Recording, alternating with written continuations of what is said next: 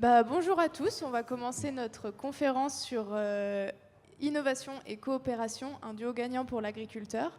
Donc c'est animé par Agronov et je vais laisser à nos chers intervenants le soin de se présenter.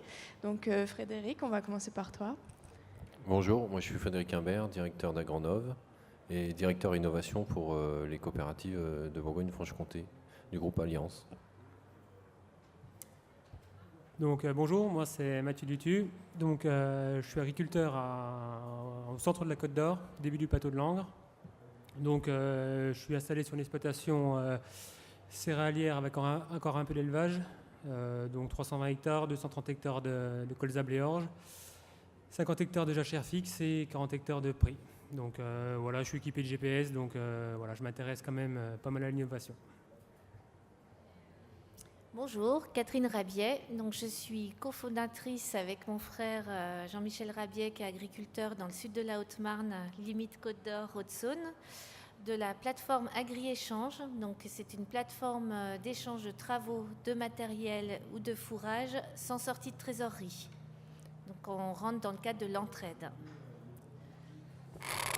Martin Lechenet, moi je suis en charge des dossiers agriculture de précision, OAD et analyse de données à la coopérative Dijon Céréales, au service technique d'Amier Vert, dirigé par Frédéric Imbert, ici présent. Donc moi je m'occupe de tout ce qui est mise en place des diagnostics d'hétérogénéité intraparcellaire et ensuite de l'accompagnement technique agriculteur pour le pilotage de la fertilisation. Merci. Donc on va commencer par Mathieu, qui est donc agriculteur et qui va nous expliquer un peu sa démarche d'innovation et ses besoins en termes d'agriculteur sur le terrain, d'accompagnement, et puis ce qu'il utilise comme outil assez innovant dans son exploitation. Ouais. Donc, ouais, effectivement, bon, j'essaye de m'intéresser un peu à l'innovation, on va dire. J'essaie de mettre des choses en place. Donc, déjà, pourquoi je m'intéresse à l'innovation, c'est déjà quand même la première chose, parce que tout le monde ne s'intéresse pas à ça. Donc, on va dire que bon, j'ai déjà un goût pour les nouvelles technologies. C'est quand même, je pense qu'il faut commencer par là, parce que effectivement, si on ne s'intéresse pas à tout ce qui est nouvelles technologies, c'est pas la peine. Donc, ce goût-là, il s'explique par quoi? Déjà par mon parcours professionnel. J'ai eu un BTSA classique. J'ai fait un stage chez moi en Ukraine. J'ai bossé dans une exploitation céréalière qui était équipée d'autoguidage. J'ai été expérimentateur phyto dans une ferme phyto. Donc on va dire que j'ai toujours eu dans mes métiers avant que je m'installe ce lien avec l'innovation, que ce soit au niveau du matériel ou au niveau des produits. Et donc quand je me suis installé, pourquoi on va dire, je me suis dit, l'innovation, qu'est-ce qu'elle peut m'apporter? En fait, je suis installé donc, au centre de la Côte d'Or, donc c'est une zone à faible potentiel. On est le début du plateau de Langres. Donc je me suis dit, comment l'innovation peut m'être utile dans mon travail de tous les jours? Donc voilà, je me dis, avec tous les GPS qu'on fait maintenant, il y a sûrement des solutions à trouver pour, on va dire, valoriser mes terres à faible potentiel. Donc voilà, un peu pour recadrer mon goût à l'innovation. Après, quels besoins, on va dire, en pratique j'ai sur l'exploitation? Comme j'ai présenté tout à l'heure, je suis installé tout seul sur une exploitation de plus de 300 hectares, donc forcément, je n'ai pas trop de main-d'œuvre. Donc j'ai un besoin d'efficience dans le travail et on va dire que voilà, le temps que je passe dans l'échange, je ne le passe pas à faire du bureau. Donc du coup, c'est pour ça que je me suis équipé en autoguidage, je me suis installé en 2011, donc tous mes tracteurs sont équipés en autoguidage là, depuis cette année maintenant. Donc ça permet quoi? Ça permet, voilà, tout le monde connaît ça, hein, l'autoguidage, ça permet des gains au niveau des recroisements, des gains au niveau on va dire, au niveau des charges d'appro. Et enfin, on va dire que quand le tracteur est autoguidé, automatiquement on peut faire autre chose. Je peux enregistrer mes pratiques parcellaires quand je fais du pulvé, je peux enregistrer ça en temps réel. On peut gérer nos mails, voilà, on peut faire beaucoup d'autres choses. Donc on va dire que le premier point, cette innovation-là au niveau du guidage, ça me permet de gagner du temps et de l'efficience. Après, on peut dire le second point, c'est au niveau de ma zone agricole, donc c'est des terres à faible potentiel, comme je disais.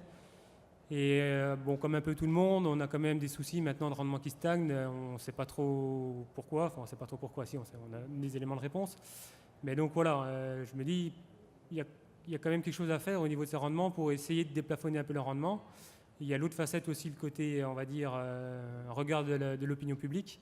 On sait très bien que moi, je suis dans un système conventionnel, que j'utilise un pulvé, voilà.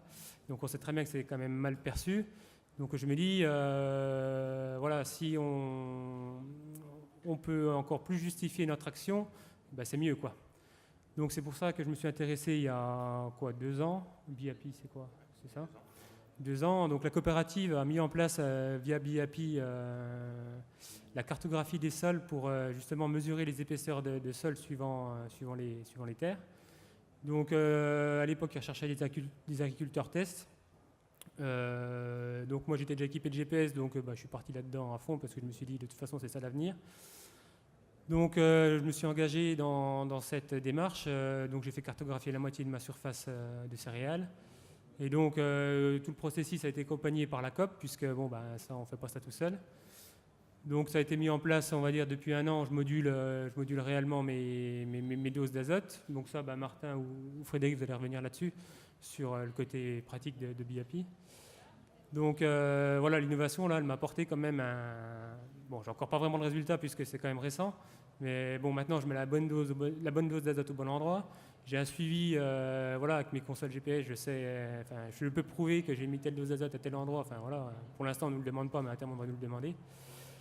Et donc voilà, je ne m'étends pas plus là-dessus, on en discutera ensemble après, mais voilà, parallèlement, j'ai mis aussi d'autres solutions en place. J'ai testé d'autres modèles d'outils d'état de décision au niveau des phytos. C'est le modèle Observio de chez Bayer, pour ne pas les citer. Donc c'est pareil, c'est des modèles qui, suivant les zones de potentiel dans les parcelles, ils nous disent ils captent la biomasse, donc ils nous disent de mettre plus de fongies à telle zone, moins de fongies, donc voilà, j'utilise ça. Bon, avec les défauts aussi de tous ces modèles-là qui font que c'est là qu'on retrouve l'intérêt de la COP, parce qu'il faut quand même une connaissance terrain, et entre ce que donne le modèle et ce qui est vraiment vrai sur le terrain, des fois il y a des grosses différences, donc on retrouve une fois de plus l'intérêt avec la COP, parce que voilà, il y a une emprise terrain qui est là et qui fait que ça permet de relativiser les données. Et donc voilà, au niveau des innovations que j'ai mis en place en exploitation, donc voilà, je suis toujours à la recherche de nouvelles pratiques. Après, voilà, toutes ces pratiques demandent du temps quand même, ça demande de l'engagement. Donc voilà, on fait chaque chose en son temps, mais voilà un peu où j'en suis au niveau de l'innovation sur mes structures. Merci. Donc Martin, toi, tu es chargé de mission OAD et analyse des données. Qu'est-ce que ça veut dire concrètement? Et puis, comment tu as réussi à répondre à Mathieu par rapport à ces demandes d'innovation sur le terrain et d'outils d'analyse de décision? En fait, moi, je vais reprendre un peu le contexte général, puis après, je vais m'appuyer sur l'exemple de Mathieu, qui l'a très bien expliqué, justement, pour voir un peu le process et en quoi la coopérative essaye d'aider au maximum à la mise en place du diagnostic et à l'accompagnement ensuite. Donc, en fait, BIAPI, c'est une offre de diagnostic de l'hétérogénéité intraparcellaire qui a été lancée en janvier 2017, qui regroupe une trentaine de coopératives à échelle nationale. Dans le secteur ici d'Outarville, on a Bonneval, on a Agora, on a la SCAEL qui sont impliqués aussi dans ces prestations BIAPI. L'idée de BIAPI, c'est qu'aujourd'hui, la majorité des agriculteurs ont une réflexion à l'échelle de la parcelle cadastrale. La parcelle cadastrale, c'est un découpage administratif, il ne tient pas du tout compte de la réalité agronomique intraparcellaire. L'idée de BIAPI, c'est d'être capable de diagnostiquer la variabilité à l'intérieur de la parcelle pour en tenir compte et du coup avoir un pilotage de ces actions qui se fasse en fonction de la réalité agronomique au sein de la parcelle. Finalement, de redécouper la parcelle en sous-parcelles qui sont différentes en termes d'objectifs et donc de gestion. Sur cette base-là, on propose 2 types d'offres. Une offre donc, qui a été faite chez Mathieu, où là, le facteur limitant principal, c'est l'eau, parce qu'on a des grosses différences de profondeur de sol. Et donc, pour le cas de Mathieu, on fait passer un conductivimètre pendant l'hiver sur ces parcelles pour mesurer la facilité de passage d'un courant sur 1,50 m de profondeur dans son sol. Cette facilité de passage du courant, elle dépend du taux d'humidité, de la texture et de la profondeur de sol. On passe en conditions d'humidité homogène sur 1,50 m, comme ça on élimine ce facteur-là. Les différences qui restent, elles proviennent de différences de texture et de différences de profondeur. Une fois qu'on a cette carte de conductivité, l'agriculteur, qui est vraiment au centre de notre réflexion, on lui présente la carte et avec lui, on réfléchit, on dit est-ce que ce découpage, est-ce que ces variations finalement de conductivité, elles te parlent? Et donc souvent, l'agriculteur qui lui est conscient de son hétérogénéité, sinon il ne se lancerait pas dans la démarche, il dit oui, là je vois très bien cette zone-là, etc. Après, on ne s'arrête pas là. Nous, dans chaque zone identifiée par l'agriculteur, on va faire des profils de sol. Et là, on fait intervenir un pédologue, et cet été, on a fait des profils de sol chez ces agriculteurs-là. Et le pédologue, il va venir dans les profils, faire une interprétation pour regarder la profondeur d'enracinement, on va évaluer plus précisément la texture, mais on va en profiter aussi pour faire un diagnostic de la structure et donc voir si les pratiques agricoles de travail du sol ont un impact positif ou négatif sur l'état structural de son sol. Donc souvent, ça donne lieu à une réflexion plus globale à l'échelle de l'exploitation qui est très intéressante. L'autre offre qu'on propose, c'est une offre de diagnostic de l'hétérogénéité, de l'état de fertilité des parcelles. Donc là, en fait, on va passer un quad aussi en hiver, mais cette fois, ça va être pour faire des prélèvements de sol un petit peu systématiques. Ces prélèvements de sol, on va les faire en fonction de l'historique de la parcelle. On va remonter 50 ans en arrière sur des cartes historiques. Et sur cette base-là, on va découper le parcellaire actuel en se disant on aura sûrement des différences qui sont liées à un effet cumulatif des pratiques de fertilisation sur ces 50 dernières années. Sur cette base-là, on va cartographier les teneurs en éléments minéraux au sein de la parcelle et ensuite être capable de moduler la dose de phosphore, de potassium, éventuellement repérer des défauts en magnésie ou en calcaire et apporter des amendements correctifs. Et parfois même repérer des déséquilibres. C'est-à-dire qu'on peut très bien être bien pourvu en potassium, bien pourvu en magnésie, mais avoir un mauvais rapport potasse sur magnésie, et du coup derrière ça bloque la biodisponibilité d'autres éléments minéraux. Du coup apporter des corrections pour justement régler ce problème. Dans le cas de Mathieu, une fois qu'on a fait les profils et qu'on a découpé la zone en zone de potentiel, on fixe un objectif de rendement par zone de potentiel. Donc on sait que si on a un sol très superficiel, la réserve utile est faible, donc l'objectif de rendement va être plus faible. Donc par exemple, on a des amplitudes qui vont de 45 quintaux en blé à 80 quintaux. Parfois, on a des amplitudes qui vont du simple au double. C'est vraiment ça qu'on observe sur le terrain. Et ensuite, on est capable de prescrire une dose d'azote. Et sous la forme d'un fichier de modulation, la dose d'azote se modulera automatiquement au moment du passage du tracteur sur le deuxième ou le troisième apport d'azote. Donc une prestation, modulation de l'azote en fonction de la réserve utile de l'objectif de rendement, et une prestation BIAPI fertilité pour moduler la dose de phosphore et de potassium en fonction de l'état de fertilité de la parcelle, qui est lié à l'historique de conduite des parcelles. Alors, il y a peut-être des agriculteurs dans la salle qui veulent présenter leur outil d'aide à la décision et en quoi c'est un levier pour l'agroécologie. Est-ce que quelqu'un souhaite s'exprimer suite à, ou rebondir sur BIAPI, sur les pratiques de modulation intraparcellaire, sur l'azote Non, pas de remarques. Oui, je peux vous donner un ordre de grandeur sans problème. Donc, pour le BIAPI potentiel, donc la mesure de conductivité, pour voir l'histoire de profondeur de sol, intervention du pédologue, cartographie des zones de potentiel, on est sur une prestation qui est à 55 € hectare.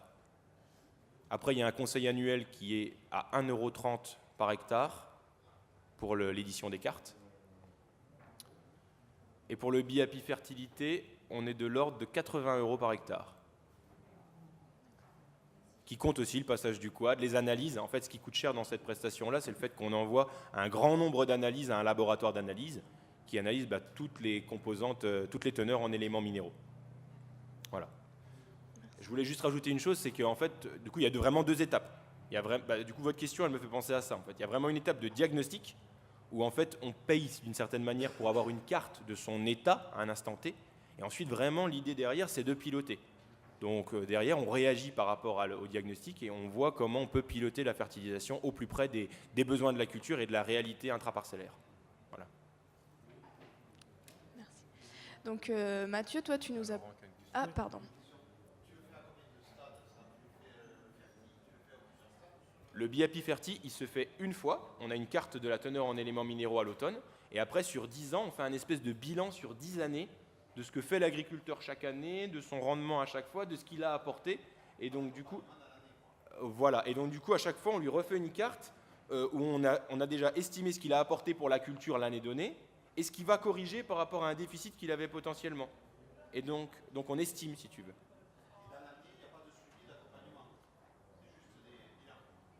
Alors, dans l'année, du coup, le suivi, l'accompagnement, c'est qu'on est bien obligé de réfléchir à un moment sur la culture implantée sur l'objectif de rendement pour derrière définir les doses qu'on va apporter en phosphore et en potassium, plus la correction, parce qu'il y a un déficit pour rééquilibrer les taux. Donc ensuite, l'édition de la carte de modulation. Si tu veux, en amont de l'édition de la carte de modulation, on est obligé d'avoir une réflexion sur ce qu'il va faire cette année-là, donc de faire un bilan. Donc chaque année, il y a une partie conseil, une partie édition des cartes. D'autres questions? Non. Donc Mathieu, tu nous as dit ne pas toujours être satisfait des logiciels d'aide à la décision. Est-ce que un accompagnement par la coopérative, par Agronov, par une chambre d'agriculture t'aiderait à intégrer de nouveaux outils dans ton métier de tous les jours? Bah ouais, c'est clair. Enfin, vu comme a présenté Martin la démarche de BIAPI, si on prend mon exemple de BIAPI comment tu l'appelles ? Potentiel, voilà. Clairement, tout seul, je ne peux pas le faire parce qu'en fait, donc faudrait trouver un prestataire pour faire venir un quad. Donc déjà, il faudrait le prestataire qui est le conductivmètre. Donc bon, encore ça pourrait se trouver. Sauf que derrière, il faut interpréter la carte. Donc ça, moi, je ne vais pas le faire. Il faut avoir les logiciels pour. Donc de ce côté-là encore, on pourrait le déléguer, ça pourrait être fait. Mais le gros problème de ne pas passer par la COP, c'est qu'après, il y a tout le suivi au niveau du pédologue et des cartes de modulation. Ça, clairement, tout seul, je ne peux pas le faire. Et donc, la COP, avec son ancrage terrain, on va dire, là, ça répond tout à fait à la demande parce qu'ils connaissent les terrains, ils connaissent les cartes de modulation, les bidons azotés. De toute façon, on a beau dire, même si c'est, on va dire, une formule mathématique bêtée disciplinée, il y a quand même toujours des ajustements à faire. Donc, ça, clairement, la coopérative, elle apporte son savoir-faire, quoi. D'accord. Donc Frédéric, vous êtes directeur de Agronov, un accélérateur en innovation agricole. Qu'est-ce que c'est et comment vous créez le lien entre la coopérative et l'innovation, justement? Alors Agronov a la particularité de regrouper des acteurs qui ne se parlent pas forcément de façon, je dirais, innée au départ. C'est-à-dire qu'Agronov regroupe à la fois des acteurs de la recherche fondamentale, avec l'INRA, les universités de la région.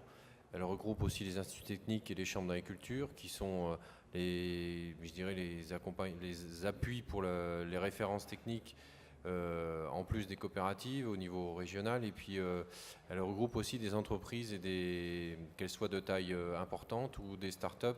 Et l'idée, c'est d'accélérer le transfert de l'innovation au terrain parce qu'aujourd'hui, c'est vrai qu'on voit un foisonnement de nouvelles idées, de nouvelles techniques qui émergent au niveau national et même international.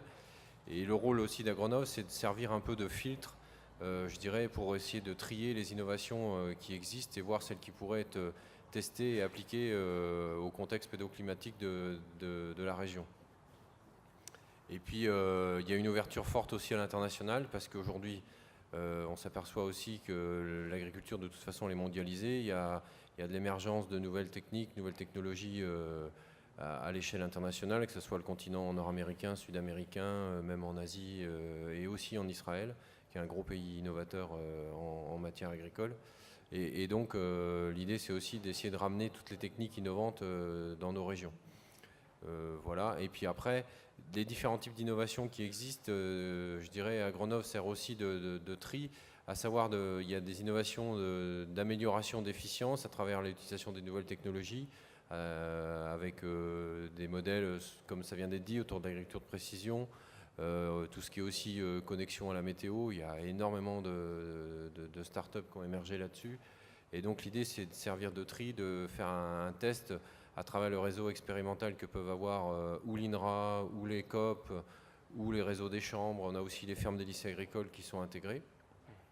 Ou alors aussi de l'innovation sur des nouvelles productions avec l'émergence de produits qui ne sont pas faits aujourd'hui peut-être en France ou en tout cas dans la région Bourgogne-Franche-Comté.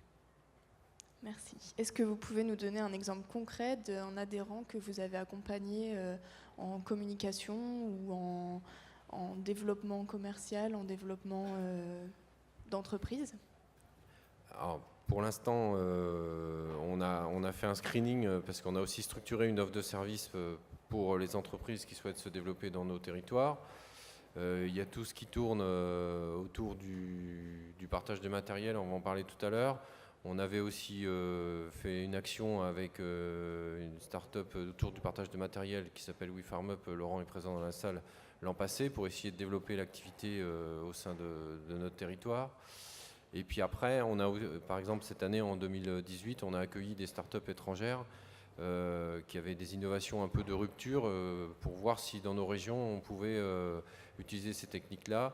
C'est par exemple de la protection des cultures contre le gel à travers une couverture, je dirais, en pulvérisation d'une mousse pour protéger les cultures pendant 5 jours. Donc on va faire les tests pour voir si dans nos régions ça fonctionne, parce que là c'est une start-up canadienne.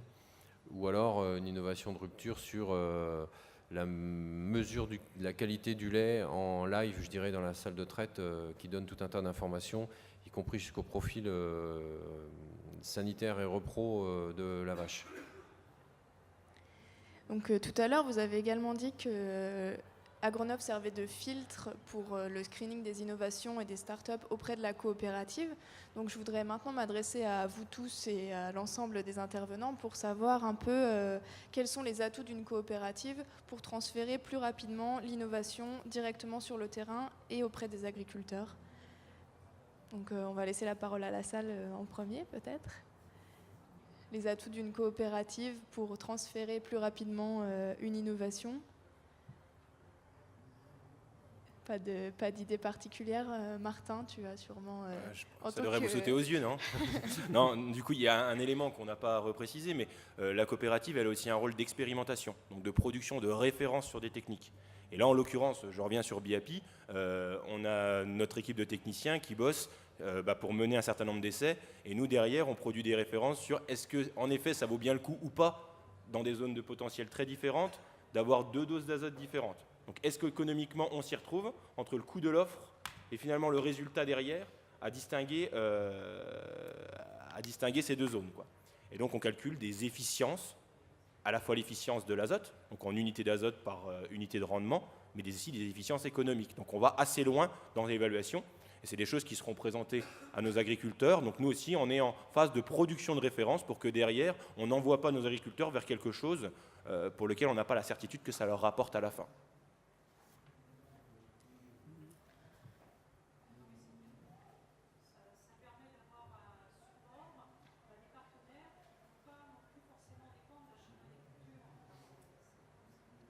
Oui, tout à fait.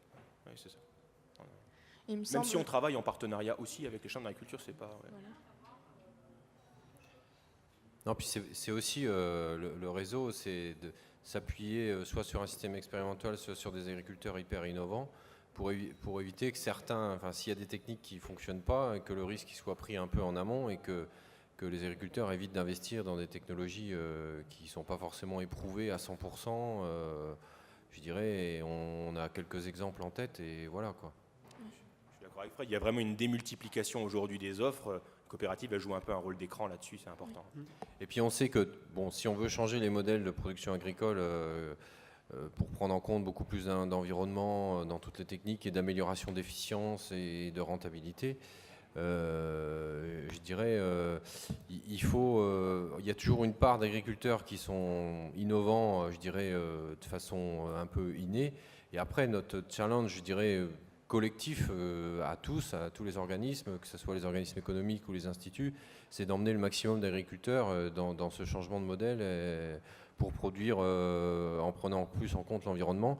Parce que de toute façon, on sait que c'est une demande forte aussi du consommateur dans tous les produits.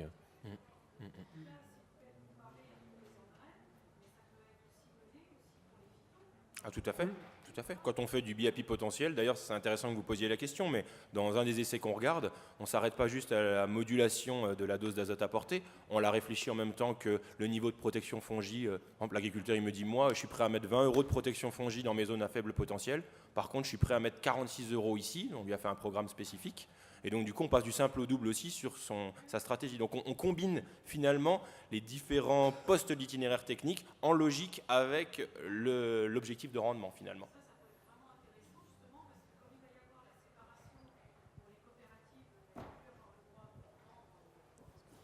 Oui. Oui, comme vous n'allez plus avoir le droit de vendre les produits phyto, ça peut être effectivement intéressant parce que la coopérative, c'est le partenaire de proximité. Oui. Et donc, on a confiance en nos coopératives en général, nos intervenants. Mais c'est vrai que, comme vous le disiez, l'offre est pléthorique. Donc, tout le monde va vouloir vendre tout un tas de choses et que ça ne va pas forcément être à bon escient. Oui. Donc voilà, si vous voulez, vous allez servir, je n'ai pas l'habitude de parler en public, ça va servir de filtre effectivement et de ramener un petit peu, comment dire, à la raison un peu, pour pas céder à des tentations de gens qui vont être là simplement pour spéculer ou pour faire de l'argent et l'écologie, ça va passer à la trappe en fait. Voilà. Bah, je suis d'accord avec vous, je pense notamment les valeurs d'une coopérative, c'est d'essayer au maximum de préserver ses agriculteurs. Oui, donc je c'est suis ça. On est d'accord là-dessus. 100% avec la coopération, donc il n'y a pas de souci. Merci. Et il y a un réseau en Bourgogne-Franche-Comté de fermes qui testent des nouvelles pratiques agroécologiques, ISIT BFC. Donc il me semble que justement les coopératives se sont regroupées entre elles pour générer davantage de données, avoir des ressources plus importantes. C'est bien ça, avec Artemis également Oui, c'est ça. Oui. En fait, on a des réseaux d'expérimentation pluriannuels systèmes de culture, ça veut dire qui étudient non pas ce qui diffère vraiment des essais factoriels classiques comme des essais variétés. Là, on va vraiment raisonner sur une combinaison de leviers, une combinaison de techniques. Et donc, l'intérêt de ces réseaux-là, c'est qu'on va essayer de produire des références sur des systèmes innovants dans des situations, dans des contextes de production qui sont très différents, contrastés. On a des secteurs qui n'ont rien à voir en termes de type de sol, en termes de climat. Et donc, l'idée derrière, c'est d'avoir un réseau expérimental qui couvre un peu la diversité de ces secteurs. Et derrière, un ensemble de pratiques qu'on peut tester pour regarder si sur tous les aspects de la durabilité, que ce soit la rentabilité, la distribution de la charge de travail, l'efficience énergétique, l'utilisation de phyto, comment on se positionne et est-ce que ces systèmes sont de bons candidats pour nos agriculteurs dans leur contexte particulier. Voilà. Merci. Donc là, on a pris une vision très très descendante de l'innovation agricole. Donc on a un besoin exprimé sur le terrain, une solution qui existe, une solution qu'on va appliquer et qui est accompagnée par la coopérative, par un accélérateur agricole, la chambre d'agriculture, les instituts. Mais maintenant, on va prendre le problème dans l'autre sens et parler de l'agriculteur qui a un nouveau concept, une idée en laquelle il croit et qui cherche à la développer. Donc là, il a besoin aussi d'accompagnement, de conseils.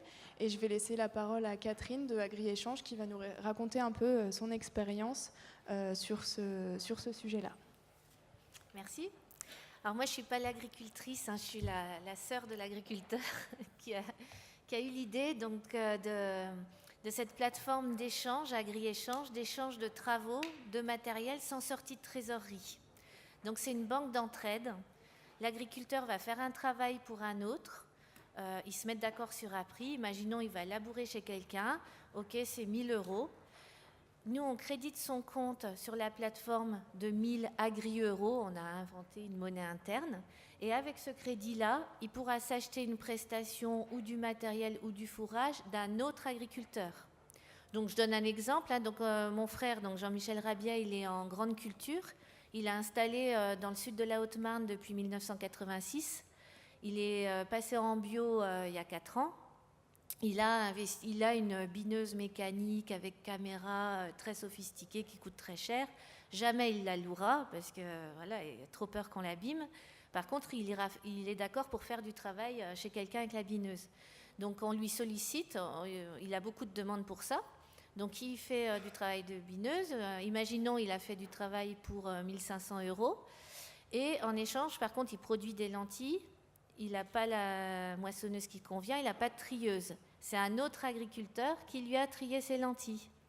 Donc, il a biné chez l'agriculteur B. Et c'est l'agriculteur C qui lui a rendu. On paye en échange d'une prestation ou du matériel ou du fourrage. Donc, comment c'est venu? Donc, ça faisait très longtemps qu'il avait cette idée-là d'une banque d'entraide, mais avant, il n'y avait pas l'outil Internet et il faut beaucoup d'agriculteurs localement pour que ça démultiplie les possibilités d'échange. Et en discutant un jour à l'occasion d'un repas, il me parle de son projet Et moi, je suis à mon compte, hein, je suis consultante, j'accompagne des porteurs de projets qui ont des projets innovants au niveau européen. Et je lui ai dit, ben voilà, je vais t'aider à monter le projet, il est génial. Et surtout avec la crise agricole actuelle, on a trouvé que c'est... Enfin, lui, en tout cas, son constat, c'est que les coûts de revient sont beaucoup trop élevés en France pour faire face à la concurrence mondiale. Il y a 2 leviers, c'est soit on agrandit les exploitations agricoles, soit on baisse les charges de mécanisation. Donc lui, il trouve que c'est vraiment pertinent de baisser les charges de mécanisation pour qu'il reste des agriculteurs dans les villages, puis aussi dans un objectif d'aménagement du territoire durable.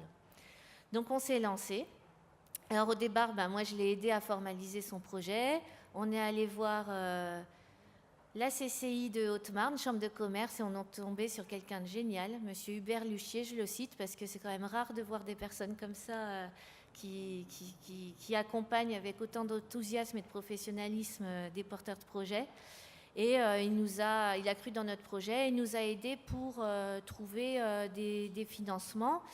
Et on a répondu à un appel à projet de l'ADEME. Alors c'est vrai qu'avec mon métier, c'est des choses que je sais faire.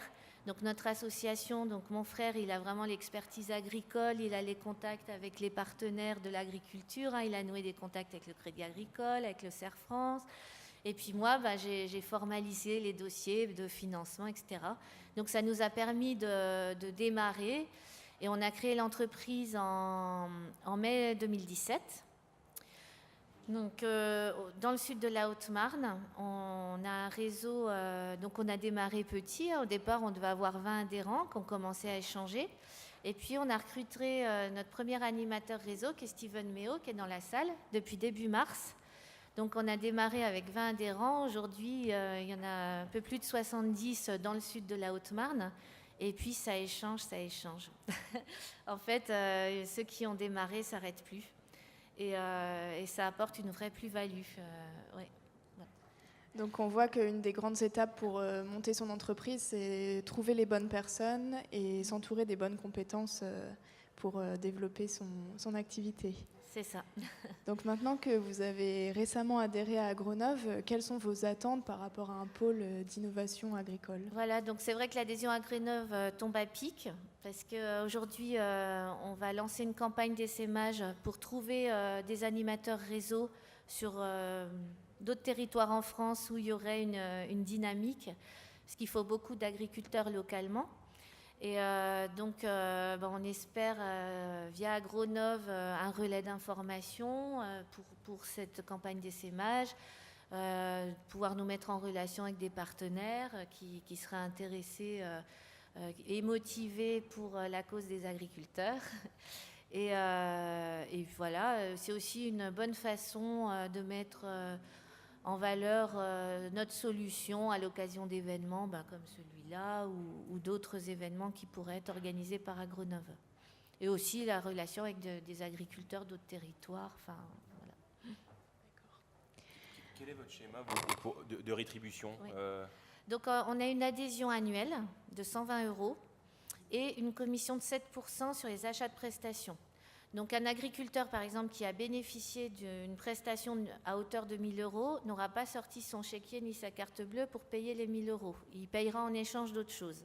Par contre, il paye 70 € à Agri-Échange, donc 7%. Donc ça va permettre de payer l'animateur réseau. Est-ce qu'il y a des questions particulières dans la salle à propos de Agri-Échange que vous souhaiteriez adresser à Catherine ?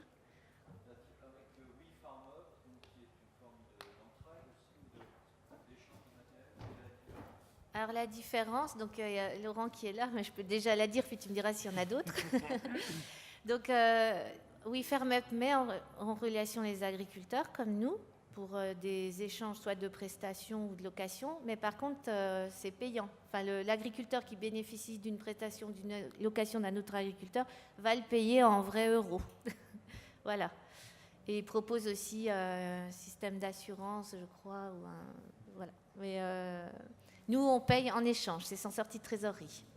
Laurent, si tu veux compléter, c'est bien. Okay. Donc c'est complémentaire, tout à fait. Je pense qu'un agriculteur pourrait être à la fois chez Agri-Échange et chez WeFarmUp, par exemple.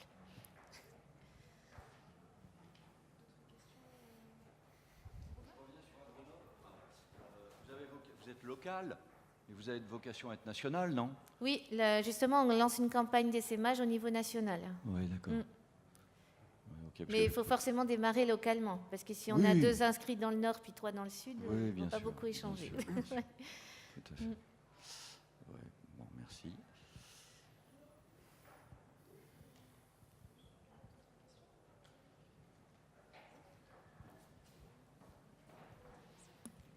Est-ce qu'il y a un contrat, comment vous faites pour gérer les choses? Donc, est-ce que c'est contractuel entre les agriculteurs, entre deux adhérents de Agronov? Donc, vous signez un contrat ou bien quelque chose pour assurer le matériel?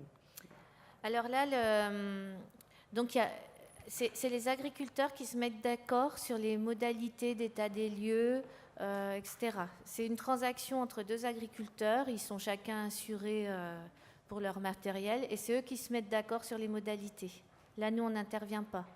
Nous, on intervient sur l'enregistrement du montant des prestations, et ce qui permet une traçabilité des échanges. Par exemple, quelqu'un a un plus 1000, il s'est acheté une prestation de 500, il se retrouve à plus 500, il aura bénéficié d'une autre prestation de 1000, il est à moins 1500, ça lui permet il voit son compteur, et l'objectif, c'est que ça s'équilibre.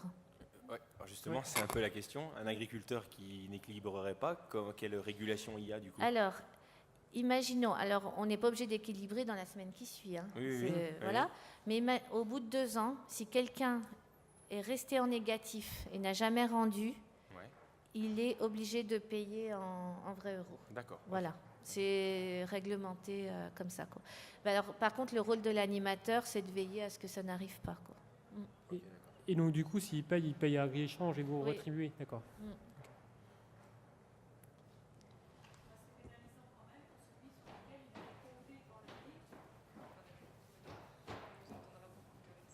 Merci.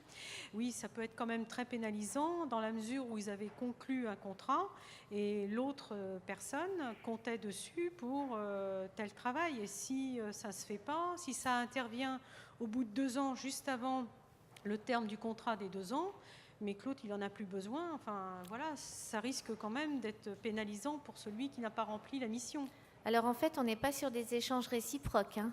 Ah oui, d'accord. C'est Ah oui. non, c'est ça tout l'intérêt, c'est la triangulation. C'est grâce à la banque d'entraide, au compte interne au réseau. Oui. Imaginons quelqu'un a fait un travail, il a ok. moissonné pour quelqu'un. Oui, Ils se sont mis d'accord sur un prix, c'est chiffré. D'accord. Vraiment, c'est sur la base d'une vraie prestation. Donc, imaginons, on lui a crédité son compte de 1 000 euros. Et lui, en échange, il s'est dit, grâce à ça, tiens, j'ai besoin de broyage de végétaux. Je compte là-dessus, j'en ai besoin.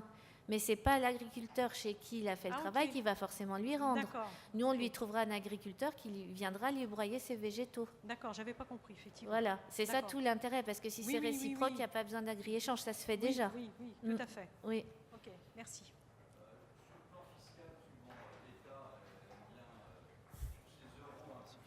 Oui. L'État, sur le plan juridique et fiscal, vous avez bien bordé, si je puis me Oui, permettre, tout à parce que fait. Alors, les taxes passent toujours oui, par oui, là. hein. oui, oui. En fait, au départ, on était parti. L'échange, c'est légal en France. Donc, en fait, au départ, on était parti sur un système de facturation classique. L'agriculteur fait une prestation pour un autre, il facture avec la TVA, mais en bas de la facture, c'est écrit paiement en compensation. Et ça, c'est légal. C'est France Barter qui sont à l'initiative du troc de professionnel à professionnel qui ont fait remonter ça au niveau gouvernemental. Et il y a un guide du ministère qui explique précisément comment enregistrer comptablement une facture comme ça. Donc, on fait une facture classique, montant hors taxe, TVA. Donc, on paye la TVA, voilà. Et paiement en compensation. Vous payez la TVA. Il y a donc quand même quelqu'un qui collecte la TVA. ou qui la C'est une facture. transaction classique, en Ouais, fait, ouais, c'est ça, comme complètement traditionnelle. Mais sauf qu'on a été confronté à une problématique, c'est que les GAEC et les sociétés agricoles n'ont pas le droit de faire de prestations. Et les GAEC sont très contrôlés. En Haute-Marne, là où on a démarré, en tout cas, ils ont beaucoup de contrôle. Ils nous ont alertés. Ils nous ont dit, votre système nous intéresse beaucoup, mais par contre, on ne peut pas faire de prestations. Donc c'est pour ça qu'on a changé le système. On ne sera plus sous une forme de facture classique, mais on rentre dans l'entraide. L'entraide qui existe uniquement en agriculture. Et donc, dans l'entraide, on peut échanger soit du temps de travail avec la machine, donc de la prestation, soit de la main-d'œuvre, soit du matériel, soit du fourrage. Et là, il n'y a plus de TVA et ça ne rentre plus dans le chiffre d'affaires de l'entreprise. On est dans l'entraide. Voilà. Donc, le jour où la législation évoluera, on reprendra peut-être notre système de facture. Donc, ça complète les CUMA, hein, qui sont sur un autre modèle encore.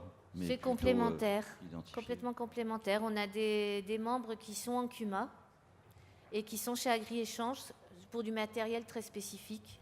Ou bien pendant les moissons, quand tout le monde veut la moissonneuse en même temps. Enfin, voilà. Puis après, il y a d'autres membres qui n'aiment pas le système CUMA. Enfin, il y en a pour tout le monde, en fait.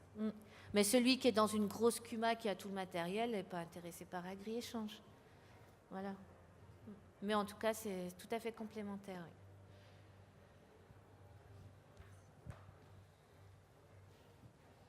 Oui.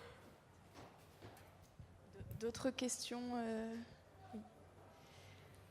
Alors, c'est marrant parce que justement, l'exercice auquel vous venez de vous prêter et auquel on s'est prêté tous ensemble, le fait de challenger un nouveau concept et de poser des questions, d'aller chercher dans l'aspect juridique, dans l'aspect des assurances, c'est aussi le rôle d'Agronov, justement, de cet accompagnement sur le développement de l'entreprise.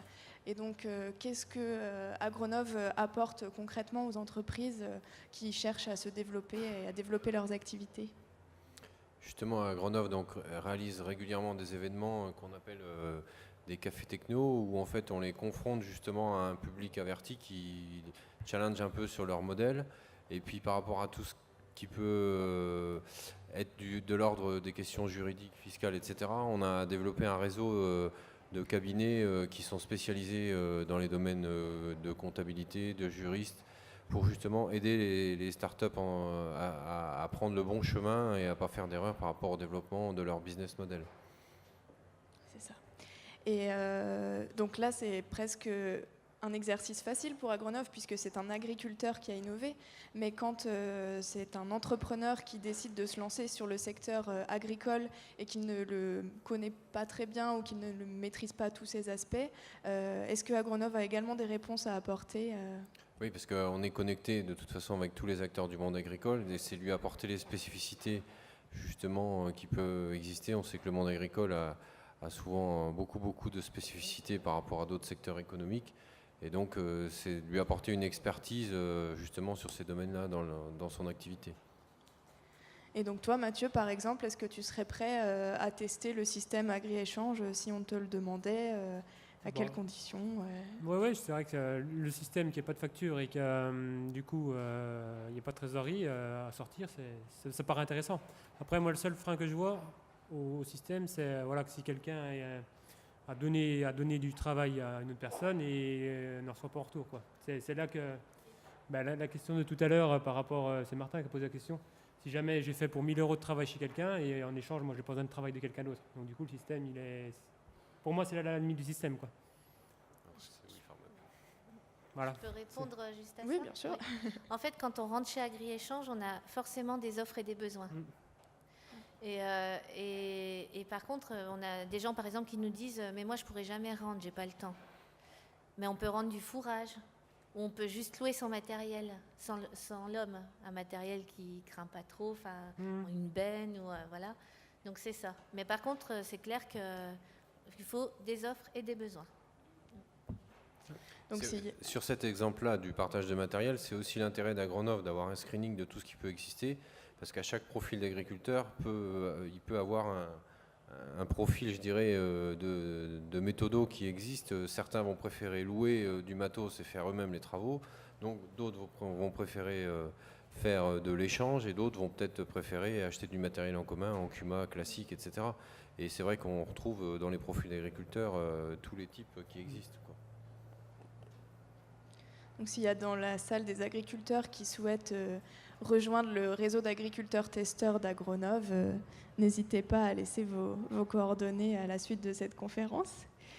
On va maintenant passer à la phase de conclusion. Donc, si vous avez des dernières questions ou dernières remarques, on est à votre écoute sur coopération et innovation, un duo gagnant pour l'agriculteur. Quelqu'un souhaite ajouter quelque chose? Non. Eh ben, si vous pouviez me dire en 1 minute, qu'est-ce qui vous a poussé à innover et qu'est-ce qui vous stimule dans l'innovation agricole, chacun, ça pourrait être une belle conclusion. Honneur aux femmes. Faire en sorte qu'il reste des agriculteurs dans les villages. Je trouve ça trop triste, les villages sans agriculture. Merci. Martin. Se remettre continuellement en question pour s'adapter aux évolutions auxquelles on fait face. Merci. Ouais, moi, je vais rejoindre Martin et je rajouterais, en fait, je pense que nous, en tant qu'agriculteurs, on est dans un tournant. Le système qu'on a connu, que nos parents ont connu, on sait qu'il est fini. Donc je pense que l'innovation, c'est clairement c'est l'avenir de la culture, quoi. C'est un challenge, c'est-à-dire, en passant par l'innovation, on va réussir à toujours être là et effectivement à toujours faire notre métier comme on l'aime, quoi. Le mot de la fin. Non, mais je trouve qu'on le dit peut-être pas assez. Le secteur agricole est un monde qui innove énormément, que ce soit en mode descendant ou en mode ascendant. Et donc, c'est vrai qu'on est peut-être à un virage par rapport aux différents modes de production.